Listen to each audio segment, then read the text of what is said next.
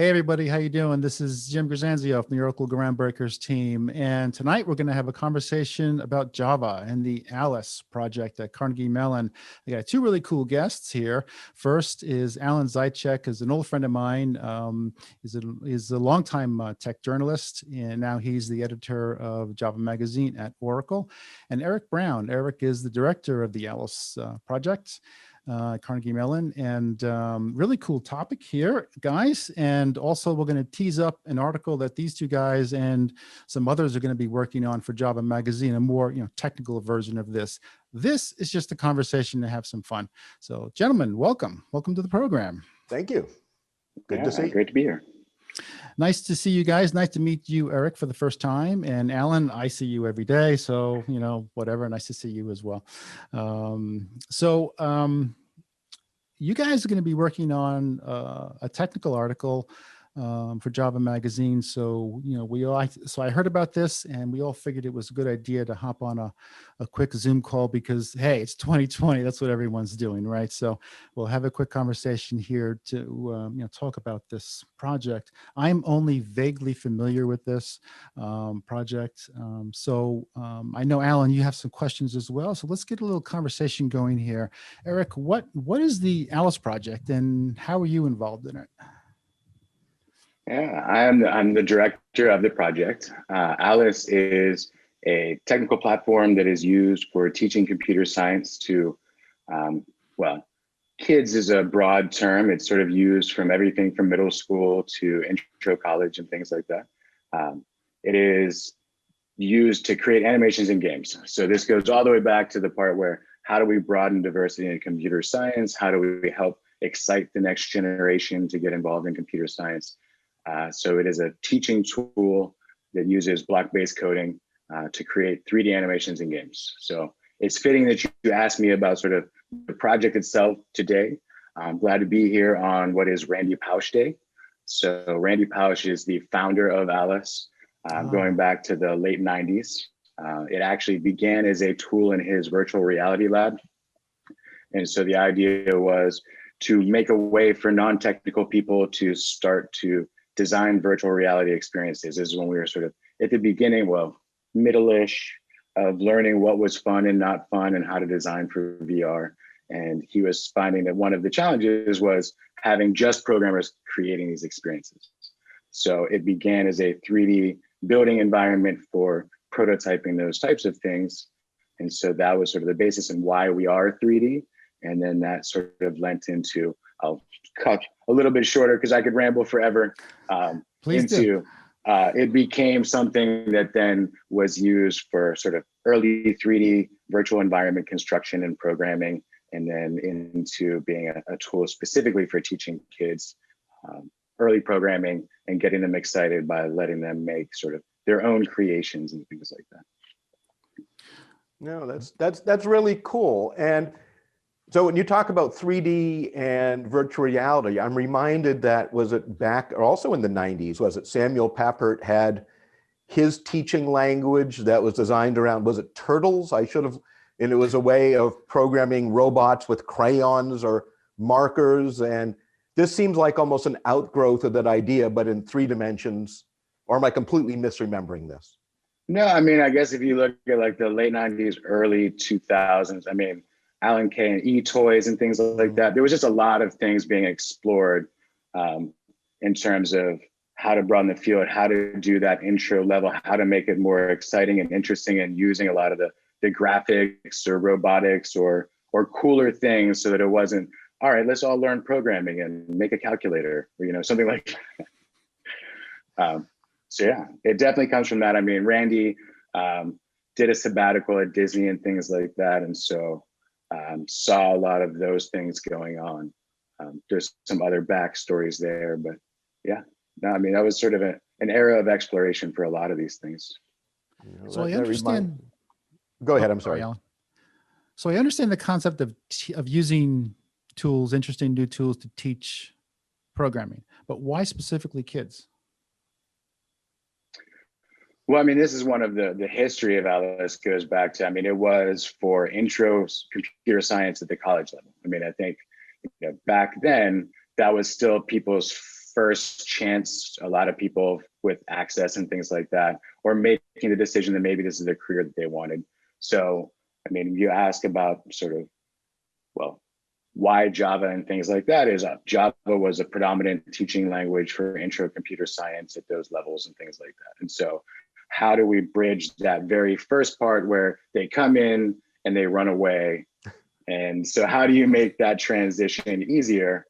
And so that's where we started. I mean, I think it's just the access of kids are sort of pushed to teach this earlier and earlier as we recognize that this is just a fundamental skill no matter what you do, has led that every year kids are coming to us younger and younger, and tools to teach programming concepts or computational thinking or however you want to look at what these things are teaching. I mean, it reaches all the way down to, first grade at this point. So Really? I think it was not necessarily that we were focused on kids, and a lot of times, even because I don't want people to think that Alice is meant for truly young audiences, that is really just where you are in the spectrum of learning programming. So we are a great tool when you're in the beginning, whether that is, you're my age or you're in middle school. It is still valid. So I could get involved with that because I'm not a programmer, right? So and I learned C in college just by looking at an old Sun Spark command prompt and really getting scared, quite frankly. And so I can get involved with this, right? Yeah, no. I'd be happy to give you some quick tutorials and send you on your way. Next thing you know, you'll be a programmer, you'll get a new job, and we want to have you. Well, Eric, I'm glad you said that, because I was going to ask, is the goal here to be training the next generation of Java magazine readers who are professional developers? Or are you thinking of this as that we're, for fundamental education, it's reading, writing, arithmetic, and coding? Loaded question there. I mean, so Eric's personal look on it. Yeah, I mean, I think that you want them to feel confidence in this space, right? So, I mean, obviously we want to broaden diversity and the on-ramp into computer science and hope that gives you a pathway to a career if you want. I think that I do believe that literacy in this space just makes lots of career paths open to you. And even just, I mean, the fundamentals of the Entertainment Technology Center, which is where Alice is housed, is bringing together artists, designers, musicians, and programmers to create sort of the technology of tomorrow and things like that. And even we aren't going to take our artists and turn them into programmers, but we're going to make them functionally literate in how to work with and understand the principles of programming, the limitations, how to talk the language so you're a better teammate to your other counterparts. And I think that is not something that's going to go away. If anything, it's going to be more. So just having a confidence and a literacy of sort of how things work, I think benefits all. And so if we can excite you to a career path that makes you a happy person and all of that, that's great. If we just make you confident to have conversations and work in a very collaborative, cross-discipline world, also great. Yeah, that's an interesting thing you said about the confidence bit, because I'll just use my experience. I mean, I'm just writing this program and it's like 300 lines when it should have been like 20 lines, right? And but it did work, and I was just so proud of myself, that I made something compile and something run, and so I can really see how a kid, with all the things these kids have to learn these days, all the diversity out there of subjects, I can really see how this could be a very empowering thing. One of the things about technology, I've had this conversation with Alan many times actually, is I got involved in this business simply because it changes fast. That's it. That's the only reason. And so it provides ways for people to jump into the field, right? Because you have to keep up. If you don't keep up, you're out, because things simply change, so fast. So talk a little bit about how kids, when they learn, how it actually changes them, how it actually moves them, because it sounds like it could be a pretty exciting thing. Yeah. I mean, so going back to that very beginning of Alice and why it exists and some of the conversations around Randy trying to teach his kids to program and a lot of those birth of some of the block-based coding environments was really just the put off of syntax. So if you think if there's a couple reasons why people run away, it's they keep forgetting semicolons, everything fails, and they get frustrated and they leave. And so a lot of that is the block-based coding revolution was, we won't let you write broken code, so that won't be your hurdle or your frustration.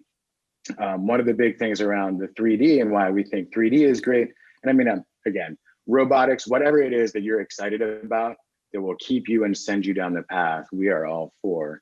But that pressing play and seeing something happen and having that be a fast and iterative process to know it works and be able to tweak it is another one where it just gives you a little bit faster sort of feedback and gratification, and then the ability to see what your code is doing. So it's not something that's happening under the hood and then returns, some text or a compile error or something like that. You get a little bit more. And so that helps you feel confident that like you said, I made something and it was cool and I was successful. And you can do that early and in a very visual way, which is helpful for a lot of students.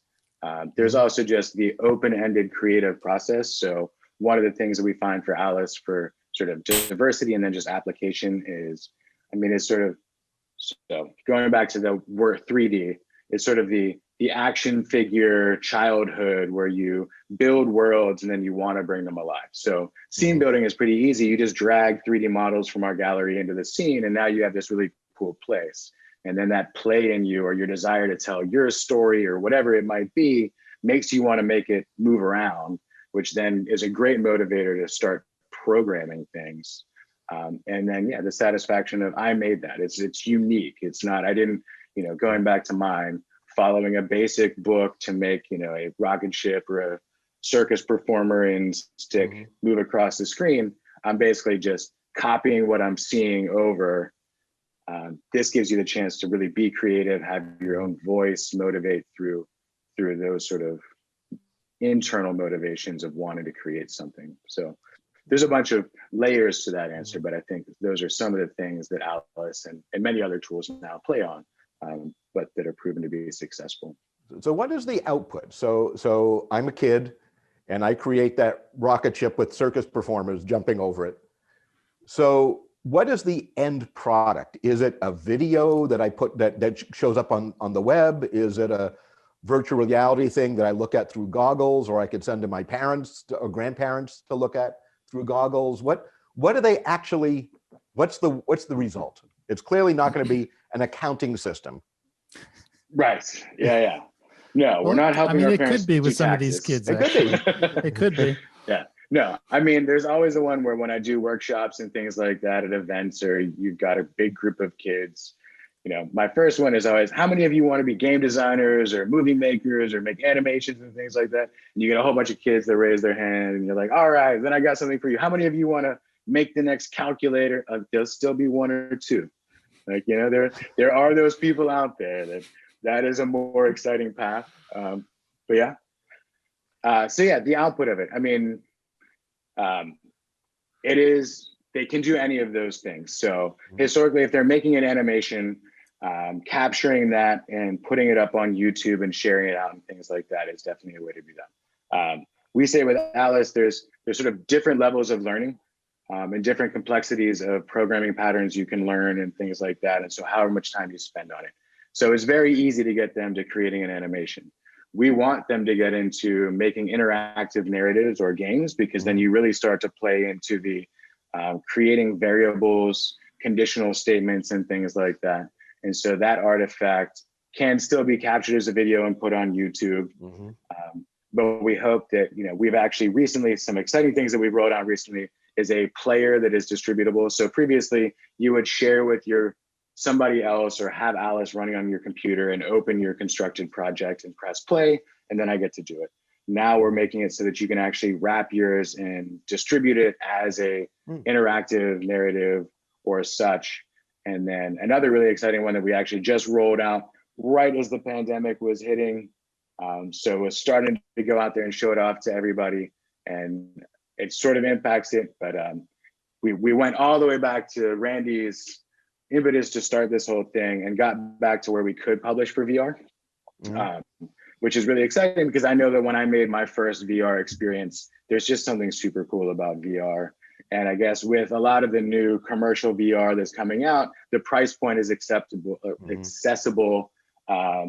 The hurdle of setting it up, you don't have to set up huge sensors and have like a whole room devoted to your VR rig. And so we wanted to bring us full circle back to that and be a platform that could allow kids to make that. Because I mean, again, you take that 3D world where you just drag objects and throw it in there. We add like a very simple key event handler for moving the camera around and add that to your world, put them in a VR headset and be like, you made this. And they can run around in this virtual world and it's super cool. So, I mean, a lot of accessibility of that counted on the newer libraries in the community that have VR headsets, or the computer lab, which was stripped a little bit away, but we hope it will all come back. And so it's been exciting to see kids and teachers get excited about having their kids author VR through the platform. So there's a bunch of different ways, I guess. The long answer I just gave you is there's a bunch of ways to share what you created and experience what you created.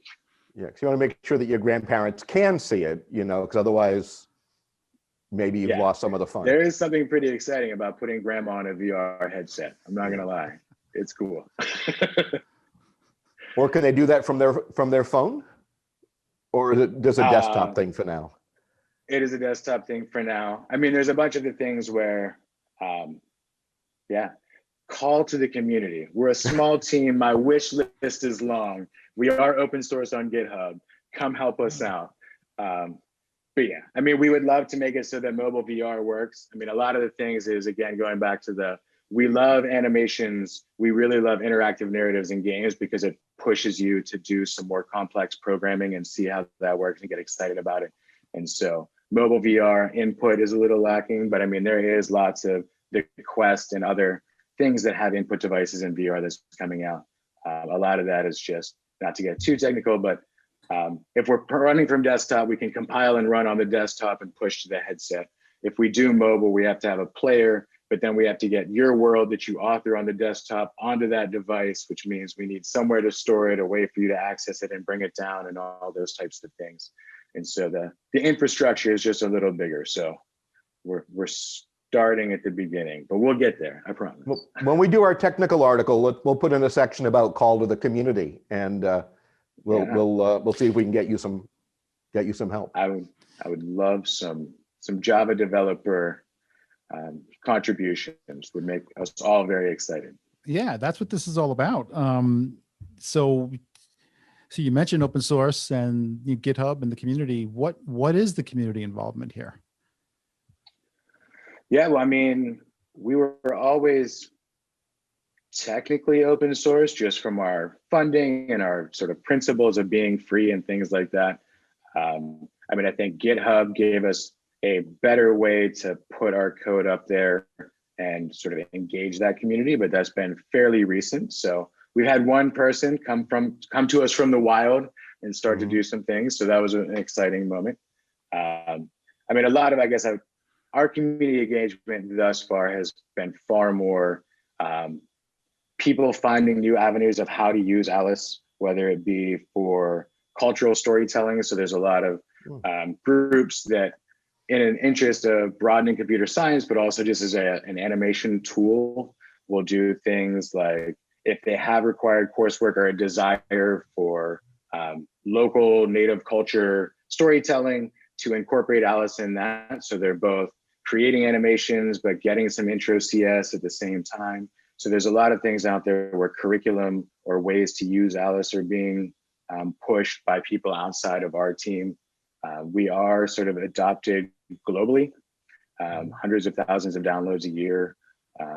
South America, Middle East, Sakab is working at CMU Qatar and doing a lot of work for Alice in the Middle East. But yeah, we've got a really broad user community and teachers, and they do a lot of innovation and how to use it in the classroom and things like that. So we get a lot of community involvement in that aspect. And now the goal is to get the community involved in actually helping us build and chip away at our bug list and our wish list. So we'll see what we can do. Yeah. Yeah. So let's just tease up a little bit of this article that you guys are going to be working on. We're touching on some sort of general subjects here, obviously, but you guys are going to be working on, or, Alan's going to be working on an article in a few weeks. So give me a little bit of a highlight of that. What are you going to be focusing on? Well, here's I'm hoping to get out of Eric and his team is to dig into this for Java developers. First of all, where can they help, which I think is exciting, but also to talk about how the evolution of Java and the evolution of Alice, have they evolved together? I mean, the Alice project is about as old as Java in many ways. But what I'm wondering, and we can talk about this now or save it for the article, is as Java has evolved with its major milestone releases like Java 8 and so on, have the new features and functions in Java, have they been reflected, first of all, in your base code? Have they been in any way assisting or visible to the kids who are coding? Or is Alice basically Alice, and the only thing that's evolved is the JVM has gotten faster? And I think our readers would be interested to know that some parts of Java, the evolution has helped you, other parts maybe have not helped you, and some parts it just totally doesn't matter. So what do you think of that? I can ramble on this one because there's sort of two paths to the answer to this. I mean, so some of it is other things that I didn't talk about when I was talking about how we can make animations in games, you can publish them in VR and all that. Is we also have a pathway, because depending on when you're using it, you may just see the Alice language, and that's great. And so aside from just the object oriented class-based structure of how Alice works, which we think helps, segue in and teach a bunch of those base Java concepts and things like that. We could reveal that later, and you could maybe only understand that you learned something helpful to being a Java developer down the line. Or we have ability to look at Java on the side. We have the ability to export it to NetBeans and then modify it in ways that you couldn't in Alice, because we do limit what you can do just because we don't want you to make broken code and things like that. So you can do a lot more with some of those things once you come out of Alice, and we don't have to have the interoperability of supporting everything, because we do want to make it sort of simple, accessible, and things like that. So we have that pathway, and so things like NetBeans and like macros, and ability to take things that you would code in Alice and make them easy drop-ins and things like that. There is that Java pathway through Alice, just to show you the syntax, give you some comfort of looking at code, and then being able to go in and just make some small modifications using some of these things. So that's one avenue in terms of our development under the hood and using Java and what has made our stuff easier. And I guess going to the broader question of why do we use Java in the first place? Some of that goes to just cross-platform. I mean, I think Java was a great choice. We have users that are on Macs, we have users that are on Linux and PC. And so that ability for us to compile for all of that has been useful to just broadening our community and things like that. We're currently working on one where, because of access to computers in some of the places we just made a build for the Raspberry Pi. Mm-hmm. So could we put Alice on a Raspberry Pi and shove it out there? And so again, we are desktop, which to some classrooms becomes a challenge because they become so web-based, but we do see that there are parts of the world where internet connectivity is still not there. So I'm happy that we are a solution that is on desktop, and it means that we can do those compilings, you can do the NetBeans and things like that. We can definitely get more into this in the deeper article, but we are not on the most recent Java.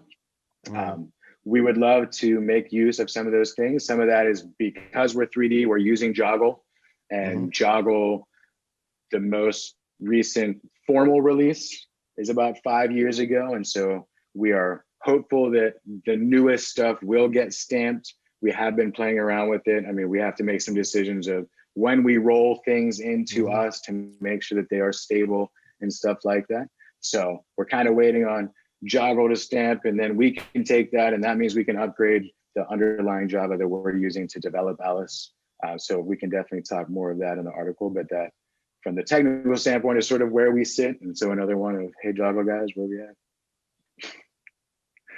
Cool. All right. Well, that was a good summary. I'm looking forward to the article. I won't understand most of it, but I'm still looking forward to it. Hey, what can I say?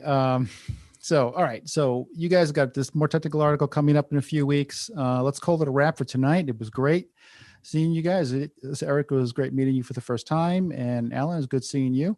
Thank you. Yeah. You guys have a good holiday. There's a holiday in the U.S. coming up, I guess next week. I'm off all next week. Even though I'm in Japan, it's not a holiday. I've just decided that I'm just not going to go. It's time. It's time as well. Yeah. So, and you guys out there, we'll talk to you guys soon. Thanks a lot. See you guys later. Bye-bye. All right. Thank you. Yeah. Thank you so much for having me.